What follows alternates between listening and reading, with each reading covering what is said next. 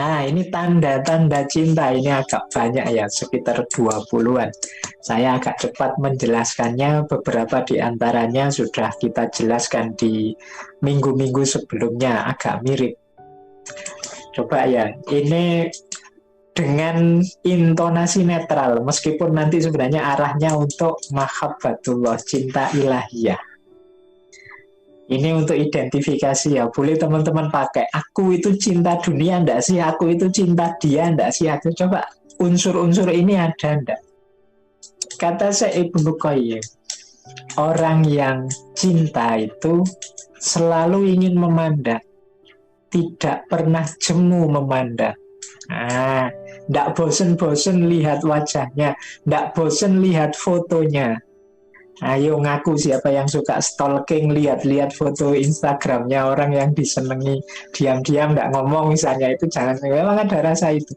Kalau teman-teman mengidolakan siapa, kan ya bolak-balik ya dibuka fotonya, dibuka Instagramnya, dibuka. Karena memang itu tandanya cinta. Nggak ono bosen nih. Beda mungkin teman-teman nonton koncone sing lanang-lanang cowok sama cowok, ada kan ini nggak terlalu perhatian ke wajah kan, ya kita bergaul biasa saja, tapi biasanya pada yang kita cintai kita ingin memandang, nggak jemu. Ya kalau nggak berani mandang langsung ya ngelirik-ngelirik kalau pas ketemu. Nah itu ciri pertama.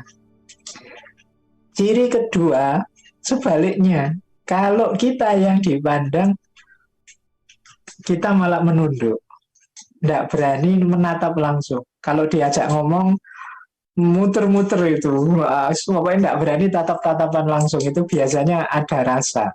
Katanya Ibnu Qayyim loh ya. Jangan dianukan saya. Boleh diidentifikasi nanti teman-teman ngobrol sama siapa kok. Kalau diajak ngomong rasanya tidak tenang, agak muter-muter gimana, nggak benar berani bertatapan langsung, kemungkinan loh ya, ini jangan dipastikan ada rasa itu. Jadi menundukkan pandangan jika sang kekasih sedang memandangnya. Yang ketiga, itu saja banyak diingat, banyak dibicarakan, namanya sering disebut entah sengaja atau tidak sengaja. Nah, kamu ingat-ingat yang sering kesebut secara tidak sengaja itu sopo, misalnya ngobrol kita tidak sadar kok bolak-balik nyebut nama ini ya. Nah, misalnya, nah itu kemungkinan memang sudah tersangkut di pikiran, di hati kita. Jadi ini kata Syekh Ibnu Qayyim begitu, ciri yang ketiga. Nah, yang keempat, tunduk pada perintah yang dicintai dan lebih mengutamakan perintah itu daripada kepentingannya sendiri. Oh, ini kalau mahasiswa kadang-kadang ngerjain skripsinya pasangannya dulu, nanti aku lulusnya belakangan saja. Mungkin ada yang pengalaman gitu ya. Jadi kalau pacarnya sedang dapat tugas makalah dibelain melekan, bantu, kadang-kadang nggak bantu, buatin. Sementara makalahnya sendiri tugasnya keteteran, dimarahi dosen. Wow, itu salah satu tanda itu ya memang seneng. Atau teman-teman yang digituin sama lawan jenisnya ya, hati-hatilah, mungkin dia memang sedang suka. Itu ciri yang keempat. Ada perhatian yang berlebih. Nah, selalu siap mendengarkan. Jadi selalu mencurahkan pendengaran untuk kekasihnya, orang yang dicintai. Tidak ada bosennya, betah ngobrol kalau sama dia. Mungkin semoga teman-teman yang pernah ngalami ingat ya, kadang-kadang ketika yang saling jatuh cinta, telepon-teleponan itu bisa mulai isak sampai jam 10 malam, mulai nggak ono berhentinya. Kenapa?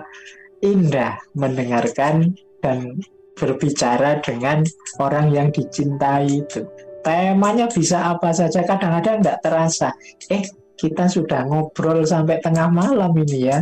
Nah itu kenapa? Karena jiwa kita terbuka untuk menerima kehadirannya. Kan sering kita itu tidak kerasan ngomong sama orang. Kadang-kadang deket sama orang, sama orang ini tidak kerasan sama sekali. 1 menit rasanya 1 jam. Tapi dengan orang yang kita cintai bisa sebaliknya. 1 jam rasanya 1 menit. Nah, jangankan yang besar-besar, yang kecil-kecil ini dicontohkan oleh Syekh Ibnu Qayyim. Orang yang mencintai itu, lihat rumahnya saja. Jangan-jangan disebut nama kotanya saja yang dicintai, itu dia bergetar hatinya. Nah, itu berarti jatuh cinta beneran. Saya masih ingat, saya tidak tahu ya, ada cerita. Ini entah benar entah tidak, saya baca di salah satu buku. Jadi satu ketika Khalifah Abbasiyah ini punya putra mahkota, putranya Harun al-Rasyid ini kan Al-Ma'mun. Al-Ma'mun ini tiba-tiba sakit keras. Tidak ada tabib yang bisa mengobati. Nah, ini kebingungan ayahandanya. Ini gimana calon putra mahkota kok sakit? Akhirnya dipanggillah Imam Syafi'i. Jadi ini ulama besar, cendekiawan yang ilmunya sangat luas saat itu. Untuk mendiagnosis, mengidentifikasi anakku ini sakit apa sebenarnya. Nah, datanglah Imam Syafi'i setelah beberapa lama melihat kondisi Al-Ma'mun yang sakit keras ini, ngobrol-ngobrol sama ayahnya, sama pengawal-pengawalnya, akhirnya dia curiga sesuatu. Akhirnya Imam Syafi'i minta tolong prajurit ada yang mencari, tulislah semua nama jalan di kota ini, di kota Baghdad ini. Bawa ke saya. Nah, ini semua heran, orang sakit kok malah disuruh bawa nama jalan yang ada di kota Baghdad. Ya karena perintahnya Imam Syafi'i, ya dibawa saja pada beliau. Setelah itu oleh Imam Syafi'i, nama-nama jalan di seluruh kota Baghdad itu dibisikkan ke telinganya Al-Ma'mun. Dibisikkan satu-satu. Sampai di salah satu nama jalan, Al-Ma'mun ini respon seperti orang terkejut. Nah, sekarang tahu Imam Syafi'i titik penyakitnya. Dipanggil lagi prajurit, wahai prajurit, tolong cari. Nah, di jalan yang disebut yang membuat Al-Ma'mun kaget tadi, cari nama-nama perempuan semua yang ada di jalan ini.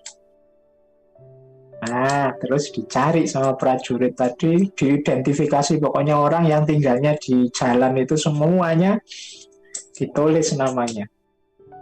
Setelah itu dibisikkan lagi oleh Imam Syafi'i ke telinganya Al-Ma'mun, namanya satu-satu. Nah, sampai di salah satu nama disebut Al-Ma'mun ini lagi-lagi seperti orang terkejut dan lebih dahsyat terkejutnya. Dia sampai bisa terbangun. Nah, sekarang Imam Syafi'i tahu, penyakitnya ternyata ini. Ternyata Al-Ma'mun sedang jatuh cinta, tapi tidak berani ngomong pada orang tuanya karena yang dicintai orang biasa. Nah, ini salah satu contoh bahwa rumahnya, jalannya, namanya orang yang kita cintai, itu kalau disebut di telinga kita, batin kita mesti tergetar. Kalau bahasanya Al-Quran kan, kalau dibaca ayat-ayat Allah itu kan, wa idza tuliyat ayatu zadatum imana. Jadi imannya tambah kalau disebut nama Allah, orang yang mencintai Allah. Kita juga begitu, orang yang kita cintai kalau disebut hal-hal yang berhubungan dengan orang yang kita cintai ini, batin kita mesti bergetar. Yang lebih pengalaman, yang mungkin yang masih asik-asiknya jatuh cinta masih belum terasa. Nanti yang sudah mantan akan terasa kalau lihat, wah ini rumahnya dulu, wah ini, itu dulu kita berdua di sini. Itu lebih terasa kesannya, tempat tinggal, rumah dan lain sebagainya. Nah, Yang selanjutnya tandanya orang mencintai itu segera ingin mendatangi sosok yang dicintai. Ingin ketemu terus. Nama lainnya dari rindu. Di orang yang jatuh cinta itu pasti rindu. Kok orang ngaku jatuh cinta tapi kamu rindu enggak sama aku? Enggak, biasa aja. Ya berarti belum. Kalau orang cinta itu mesti ingin ketemu terus. Nah, lanjut. Tanda-tanda cinta. Nanti tanda ini akan klop masuk semua ketika kita cinta kepada Allah. Mencintai segala hal yang dicintai oleh kekasih.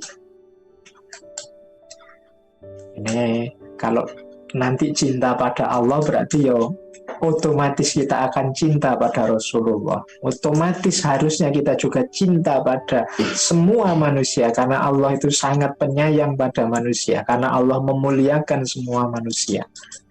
Juga mencintai seluruh alam semesta karena alam semesta ini ciptaannya Allah. Semua yang berhubungan dengan kekasih kita, dengan orang yang kita cintai, itu kan juga kita cintai.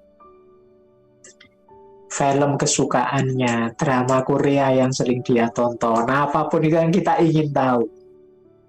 Dan juga ingin niru-niru.